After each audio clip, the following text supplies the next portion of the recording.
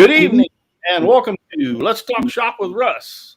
We're back again this Saturday night, and have a lot of people already out there in the chat. I see Rick St. Louis, Y. Mitchell, Aussie Man's already out there, Michelle Marcoux, the Dad Cave.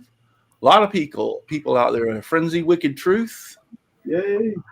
Yep, she's out there, and she's been working on my Spiro. Thank you very much. Yes. That I ordered from her. So I'm be glad to see that whenever she's finished with it. It takes a while to do something like that, as big as it is. As a matter of fact, a few times I went over there and watched her over on Twitch making it. So, so just looking to see who else is all out there in the chat, but glad to have all of you out there in the chat.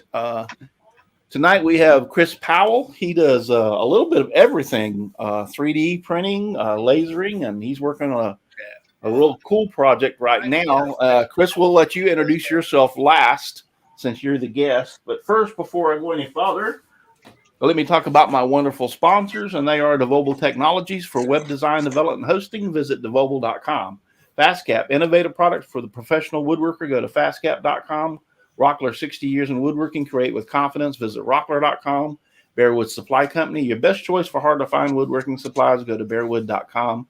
Klingspor, the sanding specialist, woodworkingshop.com. And Seiko, the scroll saw specialist, seiko.com. And if you wouldn't mind, hit that bell up there in the corner, and that'll remind you anytime that I have a YouTube video coming out or a live stream coming. And if you haven't already, go ahead and subscribe. I'd appreciate it. Go ahead and subscribe to this channel. We can take all the subscribers you can get. And a thumbs up. I do like the thumbs up, so don't forget to give me a thumbs up here on this video. I'd appreciate it. And one thing I want to remind you about that's happening this week, or actually it's happening from here's my little reminder note, the 18th of October to the 23rd of October, and that is Klingspor's Woodworking Extravaganza is going on all next week. Now, I don't believe it's going to be live like we used to do and go to like the woodworking shows where you could see and everything. I think it's going to be more or less online. So each day of the week and each hours of those days, they have different people live doing different things. But that runs all next week from the 18th to the 23rd. That's going to be pretty cool. So go and you can catch them live over there on Facebook. And I'm not sure if they're over on YouTube or not, but I know you can catch them live on Facebook. But that's Klingspor Woodworking Extravaganza all next week from the 18th to the 23rd. Even if you can't catch all of it, there's like I said, they have things scheduled throughout each day so you can catch some of the stuff. Like one day is going to be some guys turning and different stuff. So it's really pretty cool to watch. I watched it because of COVID last year. They did it, and I watched that, and it was really pretty good. So pretty awesome thing. And then Brenda's not here tonight. She had something come up, so she couldn't join us. James Parker's out there, Jimbo. He's out there in the chat. Leonard Davis, he's joined us. So yeah. Let's go ahead and start introducing ourselves. Off the bat, Jim Bashirs. Hey, Jim Bashirs from Driveway Workshop, and I am not Aussie or Michelle. Okay. Paul Corliss from Paul's Messy Workshop. You can find me on YouTube or Instagram or here on Saturday nights. Dixon Hoffman. You can find me at Hoffman Signs and Decals, 3dprinting.com. It's good to be here. Chris Ahern. Again, Chris here from the Old Cranky Workshop. Find me on Facebook and YouTube and watching my Red Sox win a game. It ain't Two over to grand the slams, fat lady. one game. It ain't over to the fat lady sings. So Yeah, but it's top of the ninth and we're ahead. I think it's a done deal. oh yeah, well yeah. If you're the top of the ninth, Donald. I'm Donald Matthews from Donald Vlogifies Woodshop. You'll find me on YouTube, Facebook, Twitter, Instagram, and TikTok.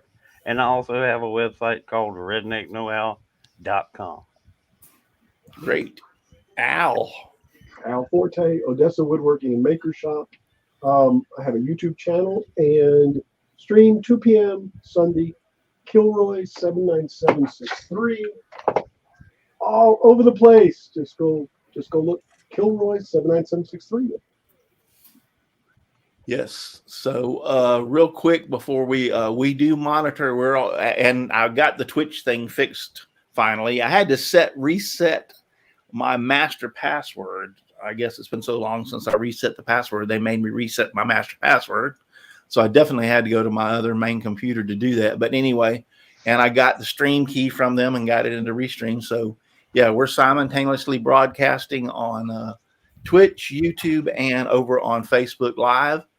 And we've got Buster Stott over there on Facebook. Good to have you, and Brian Warner over watching us over on Facebook, along with a lot of other people. Jeff Walsma, Jim Dockrell now is here.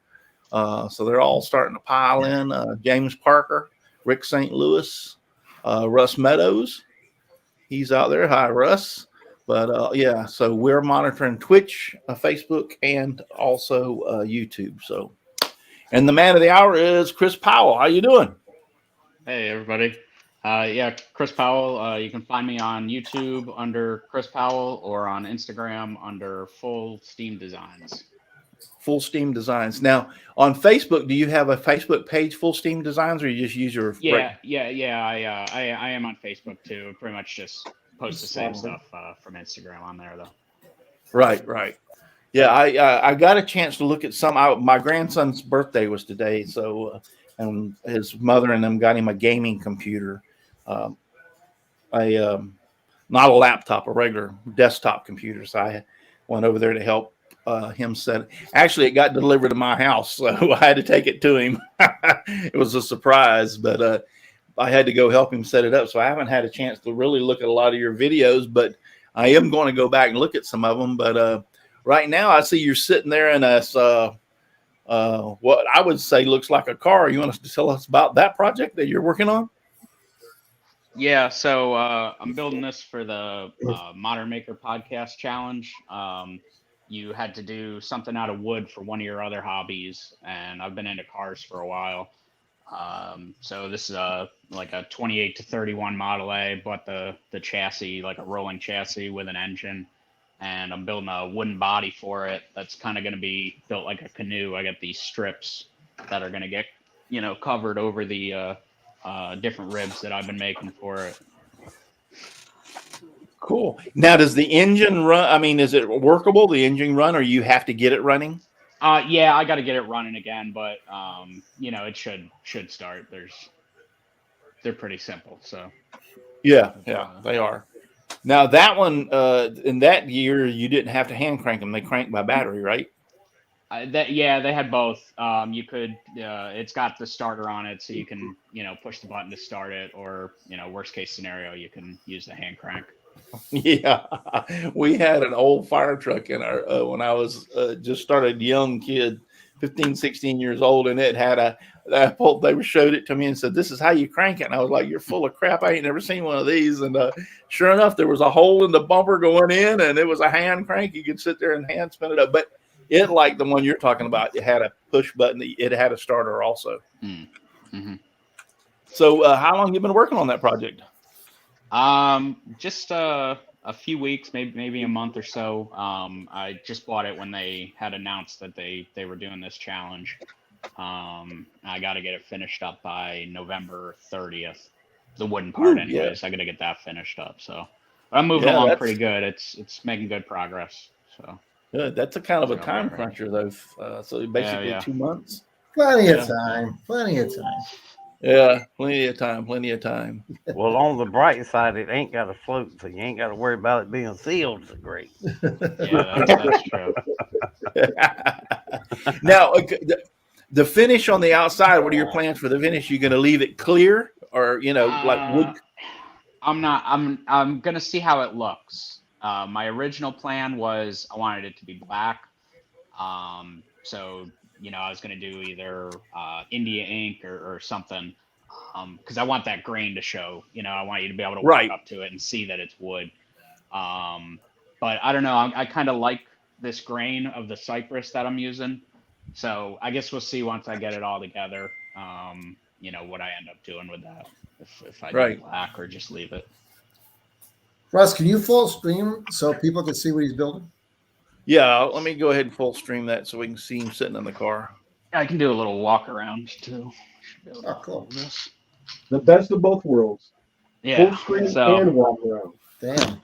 so yeah, I've been just building these ribs, just kind of making it all up as I go. Yeah, there ain't no. I mean, as far as I know, I don't think there are any plans. So yeah, you kind of like to have to. Not Yeah, that I've free. found. Yeah, freehand So. it, so to speak. That's a good Yeah. idea. I like how the way you've made the ribs. Yeah, did you ever? What do they call it? The seat in the back, Rumble The rumble seat. seat. Rumble seat. rumble seat. You thought about putting a rumble seat in it? Well, probably not in this. So this here is going to be, this box is going to be where my fuel tank is, like down below. And I think I'm going to do like a separate little shelf or something in there that I can, the seat will be in here. I'll be able to like maybe fold the seat down and I can just store some stuff back there. Okay, yeah, Very cool. very cool. Yeah. Don't let it become a Pinto. I was going to say before you sit down, real quick, show us the front end. I'd like to see the front end. What you got to do there yet? So, like you guys said, I kind of do a little bit of everything. I just got a stock Model A grill on here. And I think what I'm going to do, I've built a few of these Model A's before, and I kind of always do like an aluminum hood. And it's got like a 3-piece hood, the top, and then the 2 sides. Right. So I'm probably going to do another like polished aluminum one with that. So, Wow. but that's all I got for now. Just the I like. Oh, we got the wire spoke wheels with it. Wow, I like that. Yeah, it was a Big pretty project. complete car. I got pretty lucky with finding. Basically, the guy had pulled the body off, and guess he built a street rod or something with it, and didn't need the stock Model A parts. So I see what he pulled the body off and used the body on a street rod, and right. Yeah, pretty cool. Pretty cool. Anybody else got any questions? So you were saying earlier you got those cedar strips from like a supplier? No. So I wasn't sure what I was going to do for the strips. And I just happened to have a bunch of cypress. I had bought like cypress. a Okay. pile of cypress from a guy, and it's just been sitting in my garage drying. And I cut it up to see how it was, and it looks like it should work pretty well for this. So some of the pieces will be a little short. I'm probably gonna have to do like scarf joints and lengthen some of them, but Right. Wow. Yeah, but if you've already got the cypress, that's the way to go. And it's I've seen cypress done on several projects, and it does have a beautiful grain. yeah. So this the like firewall panel and the dash panel here are solid cypress. I just like laminated boards together. I was going to use oak, which I used for this, but I guess I overestimated or underestimated how much I had, so I didn't really have enough for this stuff. Cool. Wow.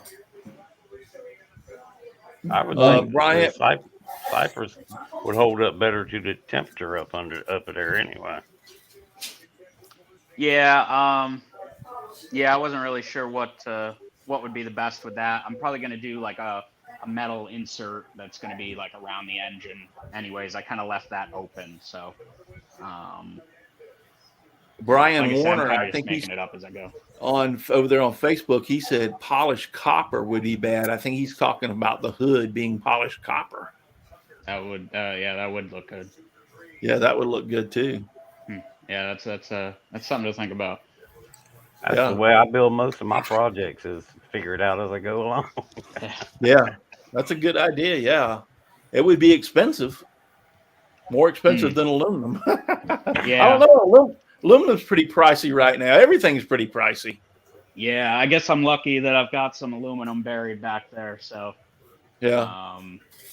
I'm trying to kind of do it out of stuff that I got around. If you look close, a lot of this plywood is like different types. Like I've got some of the white face stuff, and then just your cheaper kind of construction grade stuff, and it's just all stuff that I've had around. So, and then same with the Cypress, it was just stuff I had around. So, Have you upcycled any of it? Have you upcycled any of it, like from? No, Alan? none of this stuff is reclaimed. If you'd have timed it right, you could have made it out of pallet wood, and you'd have won a contest. I could have done your challenge. The way I look at it, he's rebuilding a car. The whole thing's upcycled. Could always Yeah. go Yeah, in that's next- my upcycle part, next the car. Yeah. Now I'm getting project ideas in my head. I gotta stop. Chris is going to build a car for the next pallet. I'm thinking more of a All right. boat. So we know you've got this, the car going and everything. Tell us some of the other stuff that you're into. I think you're into lasering and 3D printing. Tell us some about that too. Yeah. So like with my YouTube channel, I started out with CNC routers. I have a Shipoko XXL. And I started out doing like tutorials just to kind of teach the software and how to run the machines to people. I just recently got into lasers. Otor sent me one of their models, the LaserMaster 2 Pro. So I've been using that a lot lately, and got a couple 3D printers. Don't do a ton of that stuff, but I kind of make tools and stuff to help around the shop with the 3D printer. So. Yeah. I use mine to play around with stuff like for Halloween. Yeah. I have gotten into a little bit of, making like helmets and stuff. I made like a Rocketeer helmet and some Doctor Who stuff. Just experiment. I got a, what is the company? Longer, the LK5, which is a pretty big one. And I can fit like a full helmet on there. Oh, that's pretty good. Yeah, that's pretty fun. That Rocketeer helmet that I did fit right on there. I just had to do the little wing piece separate. Right. What got you into that? Just wanting to experiment and try different things? So, it's a funny story. I got into 3D printing pretty much like right when I got out of the Navy in like 2015, and met a guy who was doing some 3D printing, and he showed me these little like fidget things he was making and whatever. And I was like, yeah, let me get a 3D printer. Let me try this out. And it taught me a lot about like Fusion 360 because I was designing stuff with that. And what I wanted it for was to like kind of prototype car parts and hopefully be able to like cast them out of aluminum or something. And I started making those fidget spinners, which were real popular at the time, and listed a couple for sale, and then they just went crazy. So that kind of became my thing for a little while. I was making those for a few months for people, putting kids' names on them and stuff like that, customizing them. And that just kind of took over. Like I didn't do anything with car parts or anything like that.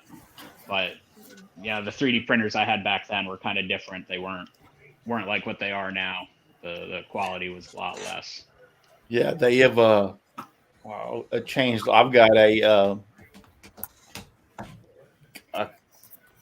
Ender 3 as I started out, and some of these guys here, like Dixon and Al and Paul, I think, and Jim, all of them, they do some 3D printing. So they got me involved, and I've had a CNC before, so I was kind of aware of a 3D printer, but they got me kind of involved, and I ended up buying a a Flusen QS? FL Sun. Yeah, FL Sun. Yeah. Delta. Now that technology is totally different from the Ender 3. If you've ever looked at one, it's got the hot end is held by 3 different gantries that come down from the top. And so it's a lot different. It's fast too. I've experimented. I can take one and put it in Cura, and it'll tell me for the Ender 3, it'll take like 3 hours, and I can put it in the Flusen, and it'll be like almost half the time to do it with the Flusen. So it's big difference in the technology, trust me. But one I've had for 3 years, and one I've only had for less than a year. So, Man, I saw some at FabTech that were just screamers. yeah, Yeah, they're making them faster. Yep. yeah. The I was Delta that will- one video you showed. I couldn't believe how fast that one was. Yeah. Chris, how long? One of my favorite projects is because I'm in the aviation. I have a couple airplanes. Mhm. I like that one with aviation furniture, the table, because you use the metal, the wood, and the 3D printer, the orange Yeah. brackets. Yeah. Did that take the total project take quite a long time? So that was actually last year's Modern Yeah. Maker Challenge Yeah. project. You Okay. needed to build a desk. So I built that one pretty quick. That was actually the third one of those that I've done. So I kind of get that all figured out, like how to make the aluminum part for the wing and everything. So that probably only took me about a month and a half or so. But Yeah, that was sweet. Very yeah, nice looking. Thanks. Yeah. That was a lot of fun. That was a fun project, but that was cool doing the 3D printing stuff. That was something I hadn't really done before. Use that on furniture, so that was a nice touch to do that, I guess. Looking back to see if anybody anybody's got any questions out there in the chat. You know, you might be able to see this okay to get it out there. Come on, turn. But this was something that hang on, my ring light's killing this. But look at that's 3D printed. But it's just like sponge. Yeah. But look at the matrix on that, you know. Yeah. There it goes. It'll start again. But does it soak up water? Isn't it? Yeah. No, the water kind of runs out of it fast, but hey. Well, then what's the point? What are you going to do? You've They're never seen one of those instead of an SOS pad, Brillo pad, you seen one of those plastic scrubbers for your pots and pans? Okay. They're designing parts like that because if you like Jim was saying, take the matrix and make it a certain way, they become excellent filters. Personally, I find it funny that Russ thinks I might know anything about washing dishes. Lady Frenzy Wicked Truth wants to know if that's a Chevy or a Ford. It's a Ford. Yeah, the model that was a Ford. They didn't have the Chevys back then. Well, they may have, but those were more like, I think they had Plymouth back then. yeah. Well, I know Ford was one of the first. I'm not sure when Chevys come along. Yeah, they had Chevys and stuff. This is like a 28 to 31. Okay. So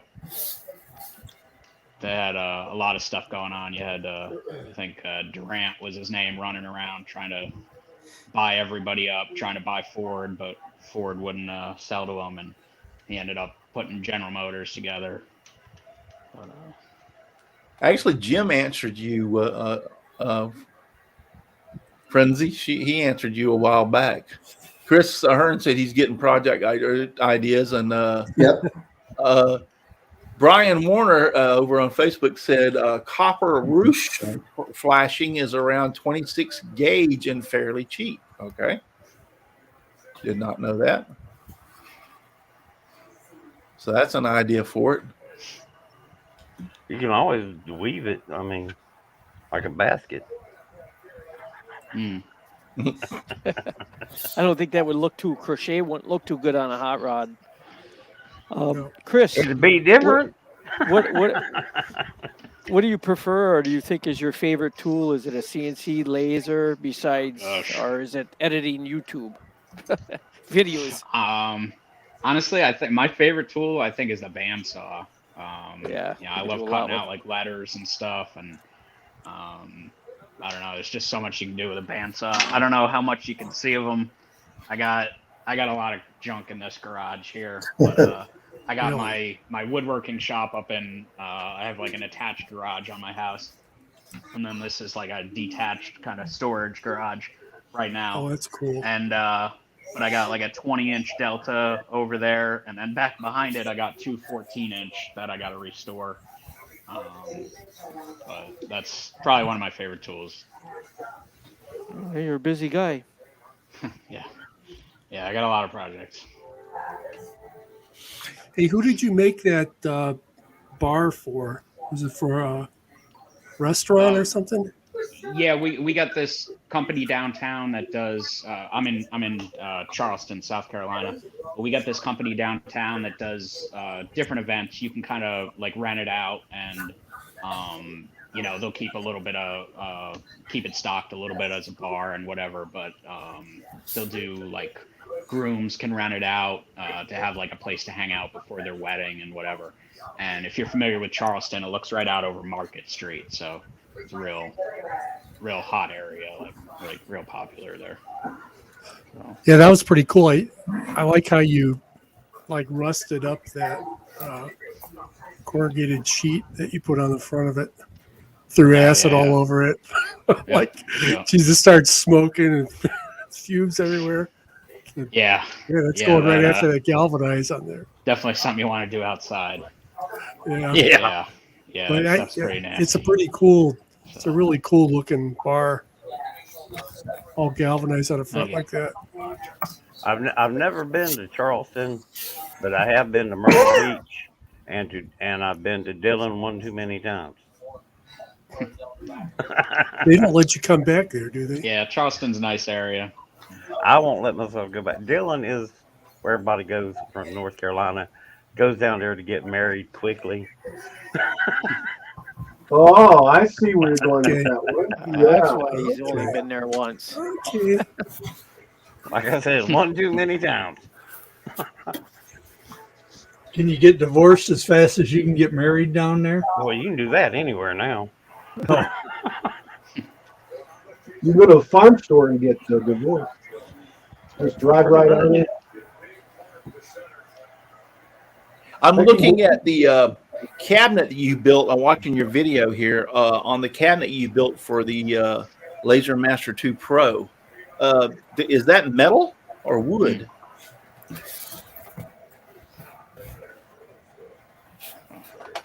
I don't know if I'm losing you guys or. Yeah. Can you hear me? I don't think you can hear us. We're losing him. We're losing him. Can you hear me? Scotty? We can hear you. We lost him. Ground control to. Can you hear me all right?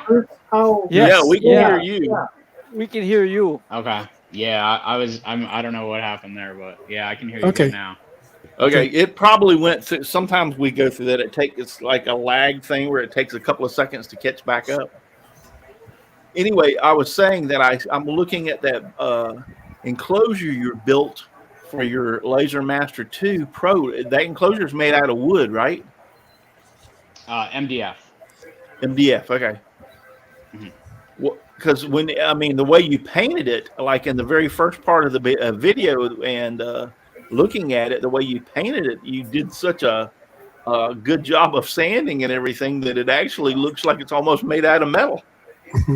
Yeah, I really I used shellac to really seal it up, which really helps, especially on that whatever you want to call it, the edge of it, closing up those pores on there. Yeah. What I've done too, I learned a long time ago to do on the edge that even worked better, or it did for me with shellac, especially if I was going to use water-based paints, is I used to take the wood glue and dilute it with a little water and make it thin and paint that, put 2 or 3 coats of that on that edge, and then when you come across it with your water-based paint, man, it filled it all in and made it look really, really nice. So, but yes, shellac does and a lot of people don't do that, but yeah, you really need to prime that with a good, especially MDF. The edges and everything needs to be primed. I know they make this paint now that's the paint and primer all in one coat. It ain't that great. So you got it. And I like shellac now. The shellac you were using, was it alcohol based or water based? But yeah, I guess that was alcohol based. It was Yeah, alcohol based. Yeah, that works better than the water based. They make a water based too, but the alcohol base works so much better. Yeah, that I like that. I like the way you just now. Did you design that totally? Yeah, I kind of looked at some other enclosures. There's like that K40 that's kind of a popular one. Right. So I kind of, loosely based it off that. I just, wanted something where the top completely opened on it. And I ended up cutting it again. That's not in the video. I cut it a little bit closer to that window, so it pivots in half up too, so I don't have to flip the whole thing open to. Oh, okay, I got what you're to saying. Put parts So, in and whatever. right, you don't have to flip the whole lid back. Yeah. Is that in the same video? No, I that was something I just added later because originally I had it in a more open area, so it was no problem to flip the whole lid. But now I've got it pushed up against a wall, so I didn't want to. Every time I had to flip it open before, I would have had to pull it forward. So by cutting it in half, now I don't have to do that. So I just cut it with a track saw and added a hinge there. Yeah. What is your opinion of the Laser Master 2 Pro? How do you like it? I mean, what do you think about it? Yeah, it's been great for me. I don't know. I guess it seems like some people sometimes aren't having as much luck with them, like cutting plywood and stuff like that. I've been able to cut through like 5mm thick plywood. So I don't know if there's quality differences between some of them or what, but I've had really good luck with mine. Yeah, I've had my the Laser Master 2, but now mine's just one of the original ones. The first thing they don't understand about that, they're buying a laser for $300 and they expect it to do things that a 5,000 laser a dollar laser would do. And I just sit back and laugh my ass off sometimes the way these people, because you only paid $300 and you really think this is going to cut 1/2-inch plywood? I mean, come on. But I have had excellent luck with mine. Now, when I bought mine, I never expected it out of the box to cut anything. I always bought mine to engrave, just wanted to engrave stuff with it.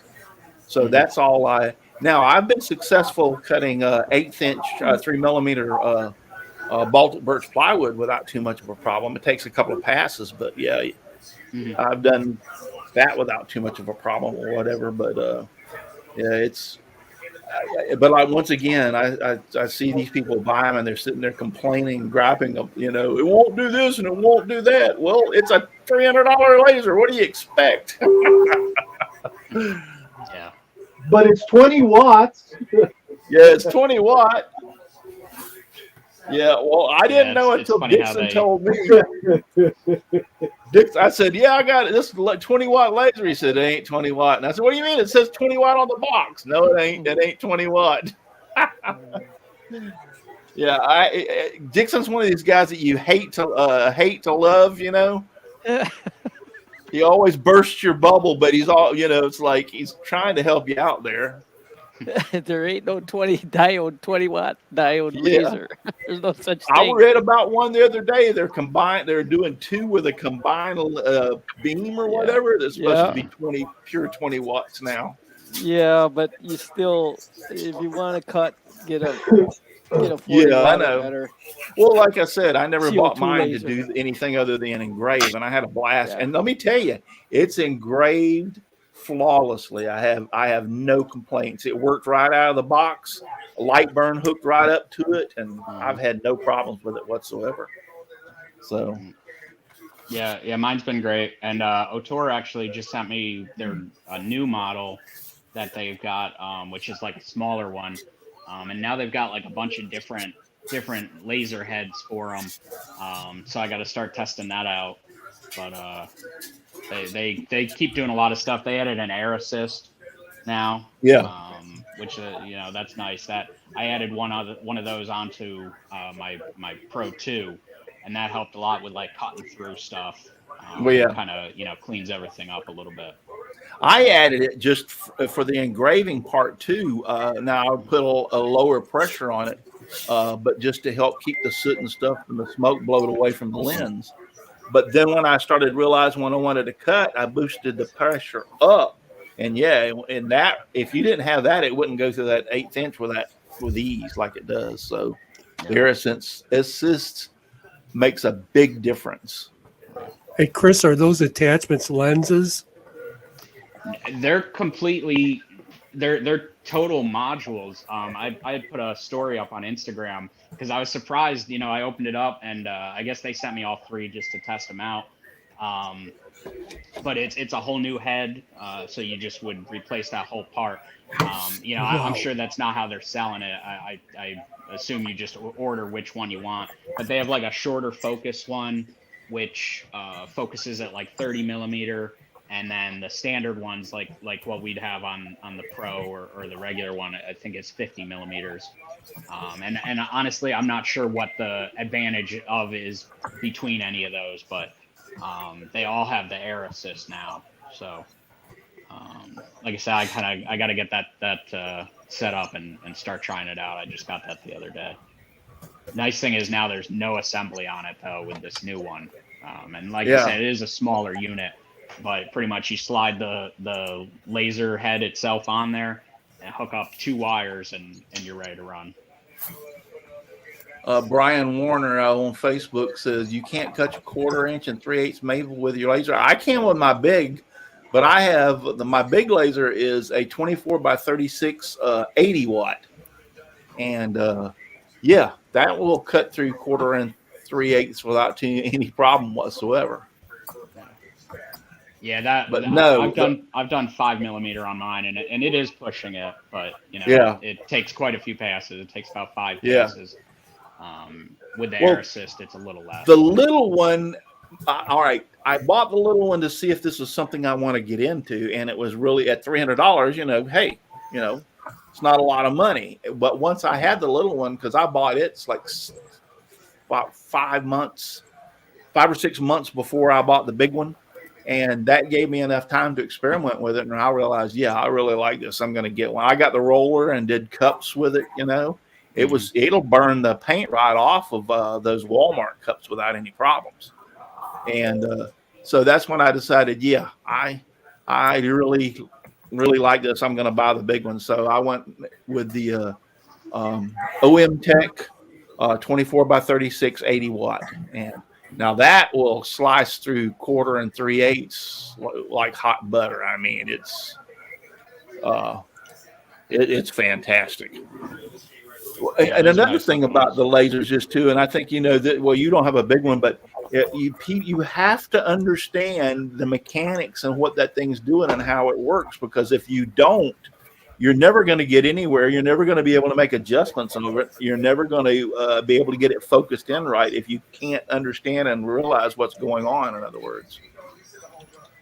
Now, your Pro comes with it? The lens is non-adjustable. It's a fixed focus, right? Right, and it comes with just a little block. Like I said, I think it's like a 50 millimeter block.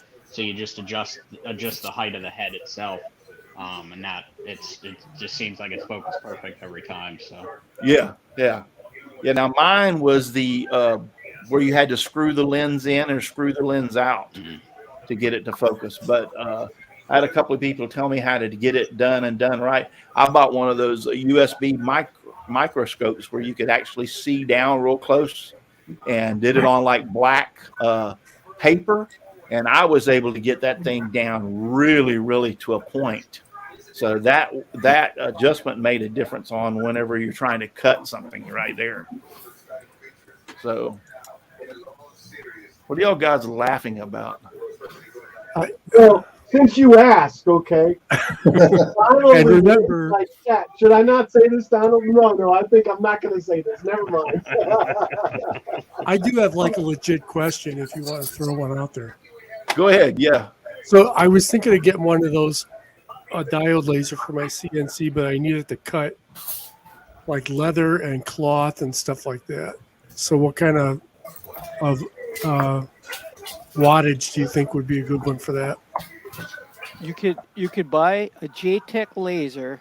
Here's the Yeah. catch, and it'll cut that cloth and that leather, and it's a diode laser, but it's $700.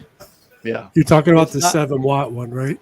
Well, Yeah. their JTech actually they don't lie with their wattages. Go see what their highest one is. Oh, had I one was looking at it today.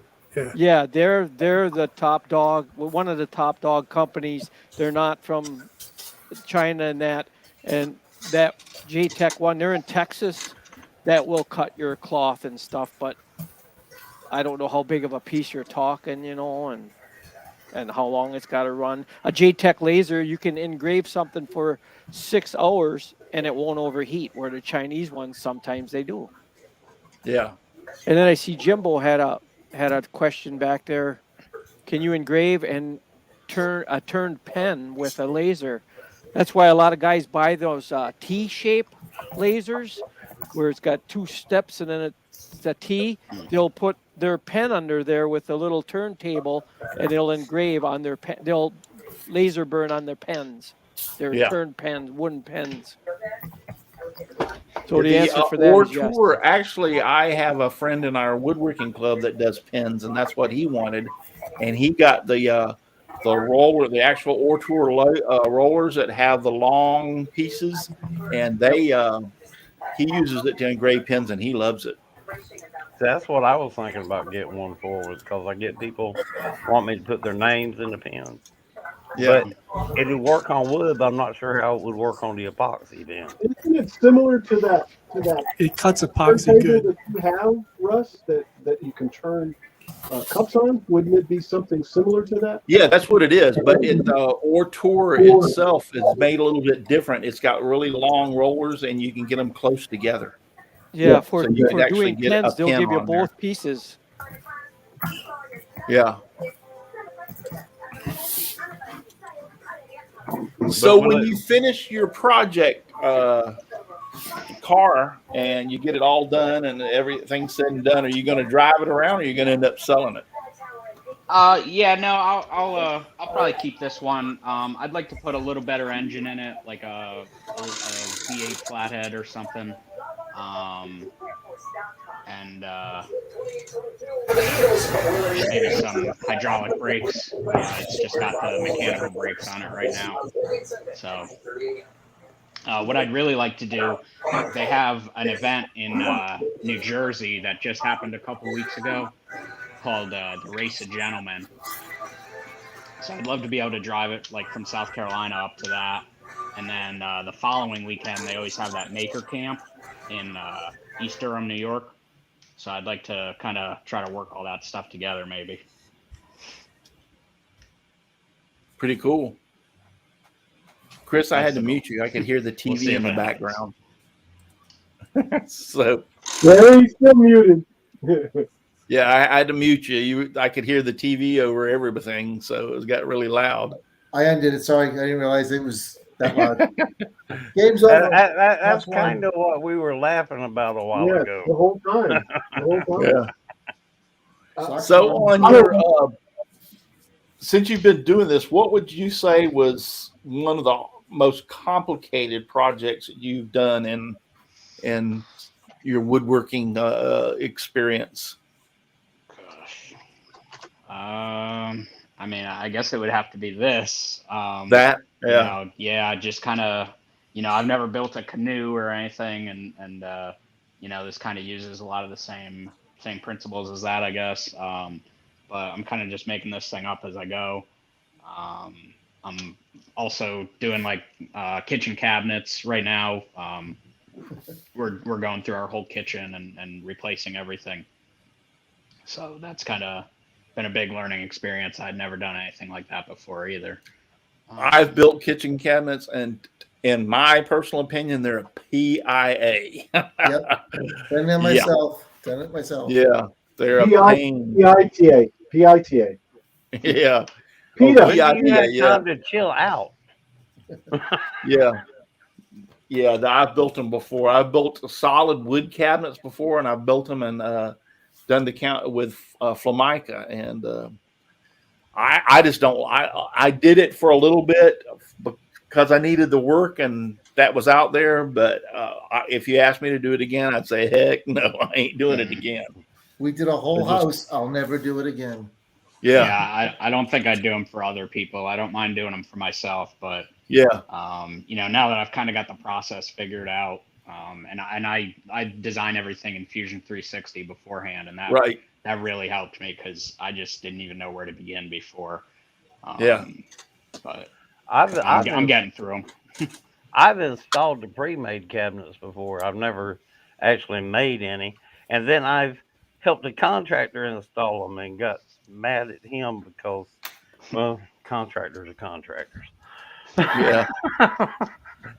Well, if you're making your own, it's a little bit different because you can put some designs and put things in it that would normally be quite expensive. But if you're building your own, it wouldn't be that. Like Lazy Susans in the corner cabinets and stuff like that. You can add those, which if you buy them from a contractor, they're going to be sky high. Those things increase the cabinet prices. But if you do it on your own, it's quite, not that bad, so to speak. Steve Good's out in the chat. Oh, he is. Hey, Steve Good. Yeah, I wanted to call him. Since you're out there in the chat, have you made your move, or you're all settled down, where I can give you a call and talk to you for a while? He moved back to his from Kentucky to Indiana, if I'm not mistaken. Indiana. Yeah, that's where they're from. Is that an upgrade, or I'm not sure? Do You gotta what? Remember shop Is that an confession upgrade? too. Kentucky to Indiana? Well, that's where they're Depends on from, who and you their ask. family. Their family's still up there. They only made their move. They would have stayed up there where all their family was. They only made the move down to Kentucky because when he went to work for IBM or Xerox, whichever it was, doing the copy machines, they had to move to Kentucky. Which quadrant of Indiana, Steve? Yeah. So he told his wife, and once he retired, that they had planned on moving back. So it's been a few years since he retired, but yes. He says, we moved, but settled in may never happen. Yeah, I know how that is. Living in boxes for months. Well, Steve, I got a place for you. I got a place you got to go in Terre Haute. Steve, it's Green Valley Wood Products. Oh, I thought you were going to send them to the Columbia Record and Tape Club. What's that? Columbia Record and Tape Club. They're in Terre Haute. Oh, are they? Is that even still around? I don't know. I remember I had to go there in the 80s for a friend's graduation, and we went down. He's in southern Indiana, Charlestown. Charlestown. I doubt they're still around because none of us ever sent them any money for anything. Yeah, exactly.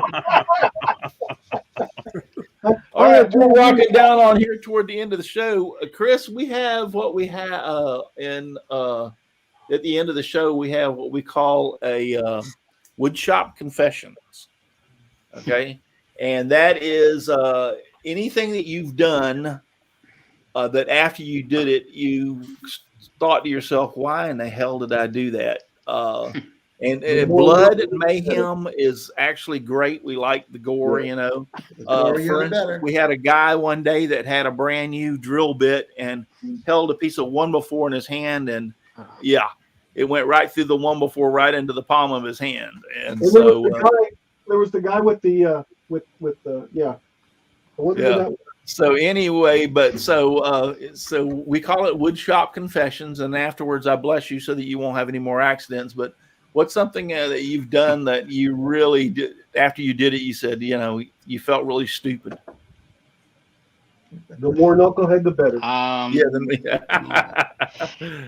guess I've been lucky enough to not have hurt myself really ever too bad. I'm like super crazy about my fingers and stuff like that. No welding burns?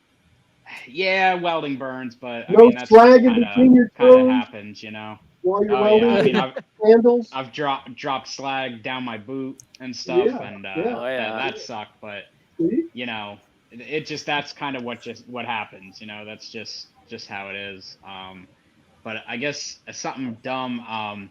I'm building these cabinets, and again, this is all new to me. And I go and draw them up in Fusion, like I said, and I cut everything out. I try to do, like, one day I'll try to cut everything out, and then the next day I try to put everything together because I just do all this stuff on the side. I cut everything out for this big like pantry cabinet that I'm building, and my ceilings are 8 foot tall, and I built this to be like just under 8 feet. Oh my God. And I'm getting it all together, and I've got panels that are like, I don't know, one panel, like one side is like 5 inches longer, and I'm like, I don't know what I even did. So as I'm building this thing, I was trying to record it for a video, and finally I just said screw it, because like I had so many mistakes in it, like just pieces being too long, and I'm putting dados in it, and they're like, first I put dados in that were with an actual 3/4 inch bit, and I'm like, well, that's no good, because it's too big for the plywood. So I work nights, and I got this thing done. I'd been up about 24 hours, and my girlfriend got home, and I'm like, I just need to get this thing in the house. And we go to bring it inside, and we get it in the kitchen, and it won't stand up because it's like 2 inches under 8 feet tall. And we go to stand it up, and it hits the ceiling. So after being up like 24 hours, I'm in my living room cutting this thing in half with my track saw. And I kind of picked a spot where it wouldn't be seen. Yep. And kind of got it back together and everything, and went to bed. And I went to school on that one. We'll just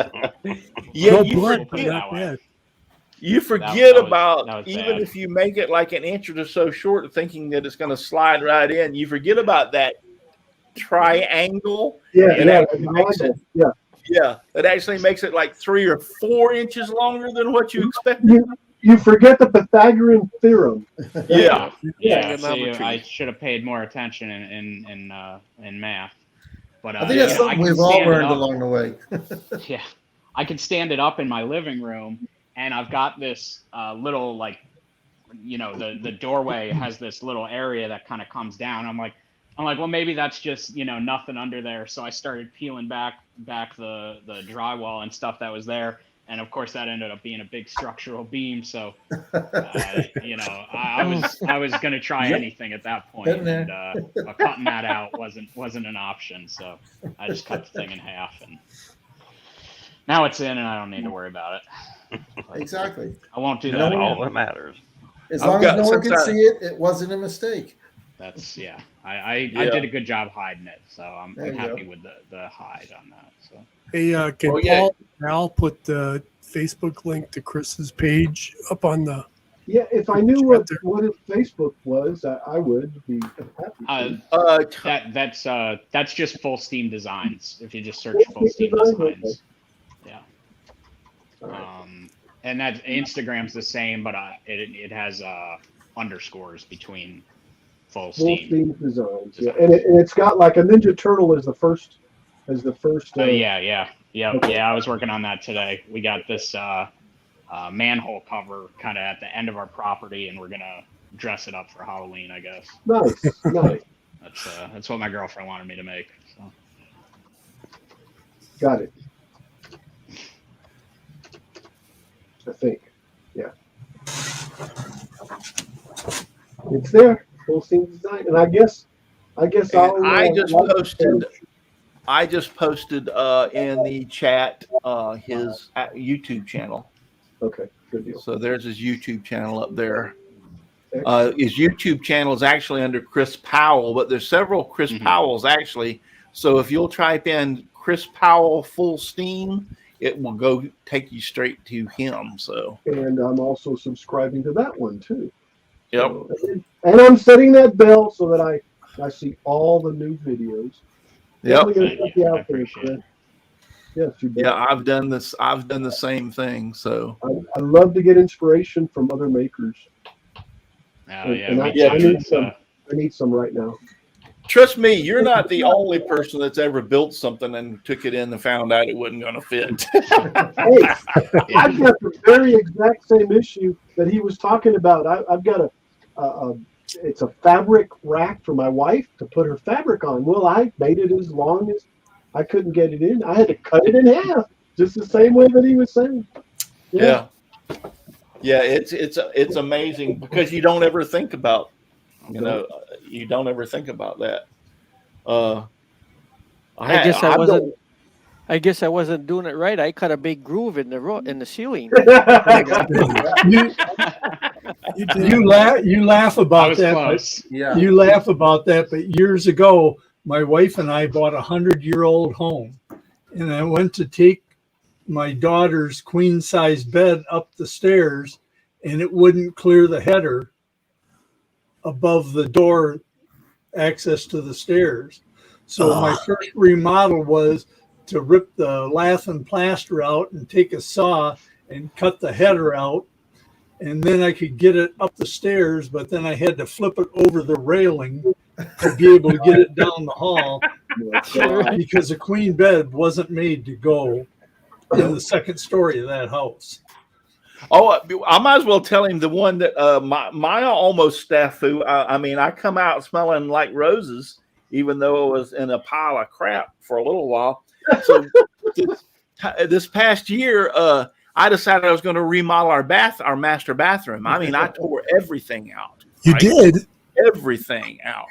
And the only thing I salvaged out of there was the toilet. And the only reason I did is because the toilet was almost brand new. We had trouble with the old toilet, so I took it out and put a new toilet in. So it was new enough. I kept it. But I put new shower, new spa bathtub and everything. Well, my wife wanted one of these. You've seen the bear, what I want to call bear claw or lion claw bathtubs that stand up, the old timey. Well, we also wanted a whirlpool tub, heated whirlpool. I just so happened to stumble across a company that makes one. It is not only a lion claw, bear claw, whatever you tub, but it's also a heated whirlpool tub. It is neat as crap. And so, my wife wanted it, I bought it.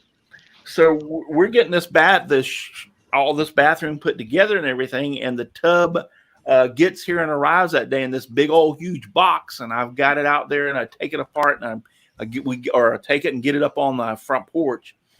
And who was it? Which one? Was it Brenda? Well, anyway, one of the people on the panel asked me, he said, "Did you ever make a measure and make sure and make it through the door?" Yeah. We had lots of discussions on it, didn't we? Well, guess what? I went and measured it, and no, it wouldn't make it through the door. Did you cut it in half? It was 2 inches wider than what it would. But my saving grace was it was already put together and designed. I flipped it up on its side, and I looked, and all 4 feet were actually bolted on. Nice. So all I had to do was unbolt all 4 feet and turn it on its side, and it went right through the door. Put it inside the bathroom, put the 4 feet back on it, and flipped it back up and set it in place. But I almost made a big snafu because I had the bathroom finished. I would have had to literally tear the wall out and put it in and then repatch everything back up. Mm-hmm. So I bet you walked out that bathroom whistling. yeah. I got lucky that the feet were bolted on. I kind of thought they were, but I got totally lucky on that one. Trust me. Sometimes you get lucky, sometimes you don't. Yeah, sometimes you don't. It wouldn't have been that bad. I would have just had to take that, 2 inches out, and then actually what I could have done was just put the jam back in, but put bigger molding in. It would have covered it up. That would have been that kind of simple thing, but it was just more of a pain in the butt of having to do it because you got everything finished. All the walls are painted, the doors painted, the floors in, and everything's ready. So. Well, guys, we're rocking on 9 o'clock here. So we're going to cut out tonight. Chris, thanks for being on. I appreciate it. That was cool. Yeah. Thanks for having me, guys. I had a lot of fun. Thank you. I tell you what, Yeah, you good. say you got to have this built and done by the to make the contest by the end of the month or the end of November. November 30th. Yeah. Well, why don't we somewhere around the end of November, the 1st of December, first week or so, first Saturday or so, schedule. And if you want to come back, we'd like to have you back on and want to see it. Sure. Yeah, that'd be great. I'd love to. I mean, we'll be watching the videos, watching you do it, but Yeah. I'd love to have you back on with it actually finished. I want to see him do Yeah, donuts. that'd be great.